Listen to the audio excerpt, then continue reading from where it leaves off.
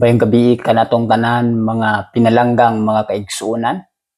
Nining kagabi na atong ipadayon ang atong gisugdan nga pagtuon sa pagsusi hilabi na sa kinabuhi didto sa gingharian sa langit sa wala pa nakasala si Lucifer. So nining kagabi na atong sudlan karon tun-an nato ang mahitungod sa pagkaguba sa hingpit nga panagkauyon didto sa langit. Bahin 2, gikan sa kapitulo 1 nganong gitugutan ang sala sa libro sa patriarka o mga manalagna.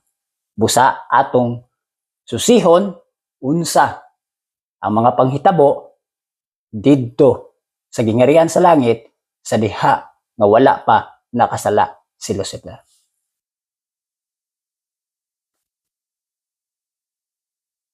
Samtang ang tanang mga binuhat nga may kinabuhi nag-ila sa pagdapig sa gugma. Dihay hingpit nga panagkauyon sa tibuok kalibutan sa Dios. Tungod kay ang gugma maoy gipatigbabaw sa matag usa mga kaigsuonan, daw anaa gyud ang panagkauyon sa matag usa. Kalinaw tungod kay ang gugma mo'y nagahari. Mo'y kalipay sa langit nung panon ang pagtuman sa katuyuan sa ilang magbubuhat. Gikalipay nila ang pagpasidlak sa iyang himaya ug ang pagpasundayag sa iyang pagdayeg. Mao kana ang gibuhaton sa mga manununda, kalipay nila ang pagpasidlak sa iyang himaya. Ug samtang ang gugma ngadto sa Dios maong labing labaw, ang gugma alang sa usa ngadto sa usa kamasaligon ug makiangayon. Walay paningog sa panagbingkil. Sa pagdaot sa langit nun nga panagkauyon.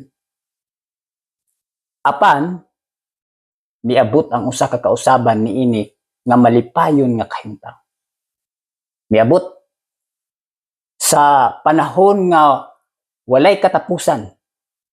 Gikan sa panahon nga dili nato maihap mga kaigsuonan.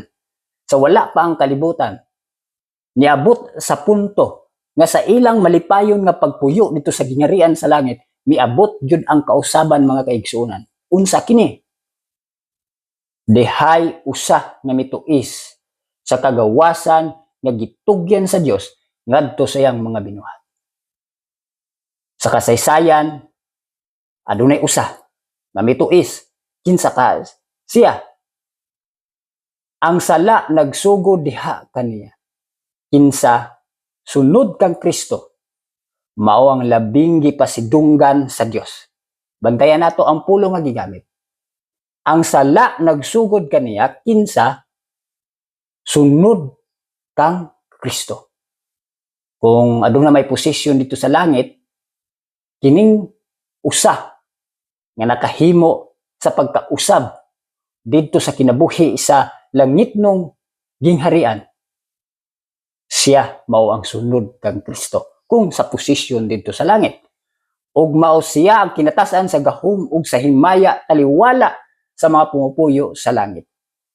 Walay lain mga kaigsuonan, si Lucifer, ang anak sa kabuntagon, mao'y nag-una sa mga kerubin nga nagatabon balaan ug wala mahugawi. Sa wala pa nakasala si Lucifer, ginganlan ang iyang ngalan, nagkahulugan og anak sa kabuntagon. Kung matod pa igsuon, siya usa ka balaan og wala mahugawi. Siya nagatindog diha sa presensya sa dakong mabuhat. Ug ang walay hunong nga silak sa himaya nga nagalimin sa Dios, nga walay sinugdanan ug walay katapusan, nagtungtong diha kaniya.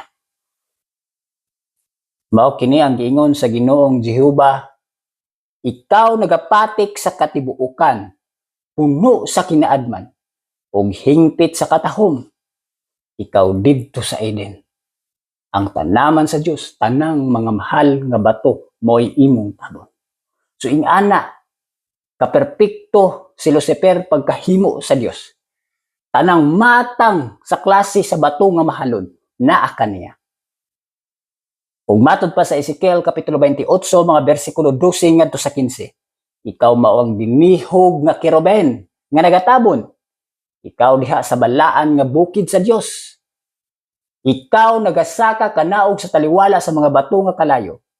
Ikaw hingpit sa imong kagawian gikan sa adlaw sa pag-umol kanimo. Hangtod nga ang pagkadili matarong hingkaplagan diha kanimo. Makasusubo nga sugilanon igsoon. 17, versikulo 17 sa Ezekiel 28, sa hinay-hinay, matod pa, sa dili pa ang teksto, sa hinay-hinay si Lucifer, nagpahinunot sa tinguha sa pagtuboy sa kaugalingon, mao kini ang giingon sa Ezekiel, ang imong kasing-kasing gipataas tungod sa imong katahom.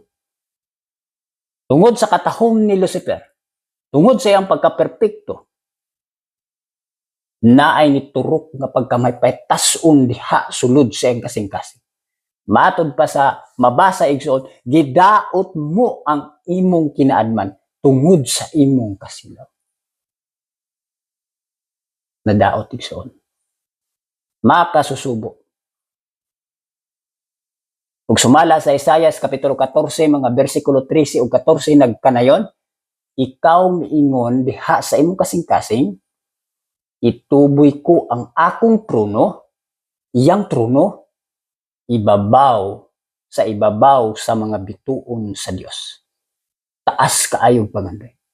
Ang akong kaugalingon, mahisama sa hataas uyamot. Nangandoy siya nga mahisama o kapantay niya ang hataas uyamot nga walay lain, ang walay sinugdanan o walay katapusan. Walay lain ang Diyos nga mao ang Amahan. Mao niyang gipaninguha. Gusto niya nga mahimong kapantay. Nga diin kini igsuon ngadto lamang ni, titulo lamang ni ngadto sa Dios o gihatag usab ni sa Dios ngadto sa iyang bugtong anak. Bisan pa nga ang tanan niyang himaya gikan sa Dios, kining kusganon nga manulunda nag-ila niini nga may kalabutan ang iyang kaugalingon. Ingon nga wala matagbaw siyang katungdanan, bisan pa nga gipasidunggan siya labaw sa langit mong panon, nangahas siya sa pagtinguha sa pasidungog nga iya lamang sa magbubuhat. Grabe ang iyang pagpangahas igsuon. Grabe ang iyang tinguha. Gusto niya nga ang pasidungog ngadto lamang unta sa magbubuhat. Gusto niya, maangkon usab niya kini. Pagkapayo. Sa baylo nga himong labing labaw ang Dios diha sa mga pagbati ug sa pagsugot sa tanang mga binuhat, maoy iyang paningkamot ang pagkuha sa ilang pag-alagad ug ang pagkamanungon ngadto kaniya. Ug ang pagpangibot sa himaya nga gitugyan sa Amahan nga walay katapusan ngadto sa iyang anak. Gipaninguha nining prinsipe sa mga manulunda ang katungod nga iya lamang ni Kristo. Grabe ang iyang paninguha. Gusto niya nga katong katungod lamang kang Kristo nga gihatag sa Amahan, katong katungod ni Kristo, gusto iyang angkunon. Tungod ana igsuon na karon sumala sa kasaysayan, sa sugilanon, nagguba ang hingpit nga panagkauyon dito sa langit.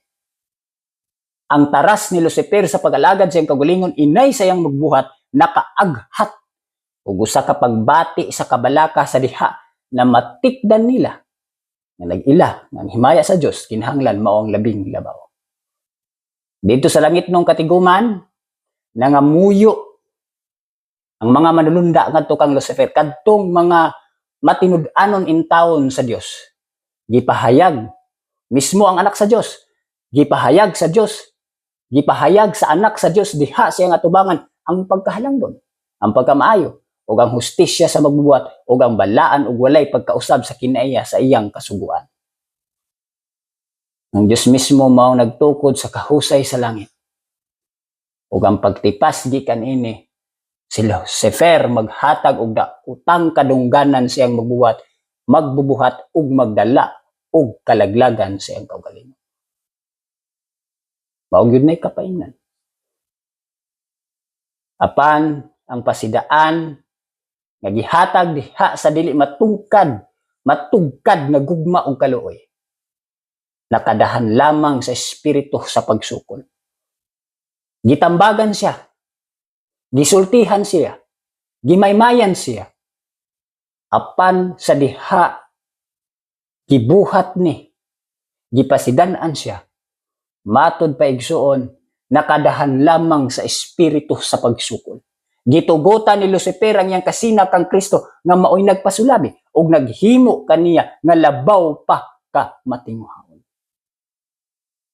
Ang pagsupak sa pagkalabing labaw sa anak sa Dios, mao kini ang gisupak ni Lucifer.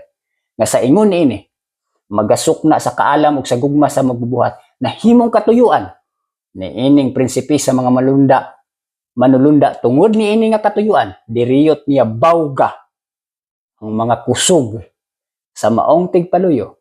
Kinsa sunod kang Kristo maong naguna taliwala sa mga panon sa Dios. Apan gusto niya ang amahan nga ang pagbuot sa tanan niyang mga binuhat dili mapinugnan. Dili gusto sa amahan nga ang tanang binuhat niya mga anghel o tawo mahisama sa usa ka robot. Nga din kontrolado, dili maunay gusto sa Dios. Ug walay usa nga pasagdan nga walay magbantay sa nagakalibot nga pangatarungan nga pinaagi niini. Ang rebellion nagtinguha sa pagkamatarong sa iyang kaugalingon. Busa igsuon, sa dili pa buksan ang dakong bangga, panag-away, ang tanan kinahanglan may usa ka tin-aw mapagpaila sa iyang kabubuton. Kinsang kaalam ug pagkamaayo maong tuburan sa tanan nilang kalipay. Nini kagabiuna mga kaigsunan ng hinaot ko, aduna mo'y bag-o nga nakatunan sa kasaysayan didto sa gingharian sa langit. Nga diin, ang hinungdan usa, tungod dili madawat ni Lucifer ang paghatag o posisyon ngadto kang Kristo ug nangandoy usab siya sa posisyon sa taas nga uyamot. Ang usa ka nila lang nangandoy nga mahimong magbubuhat.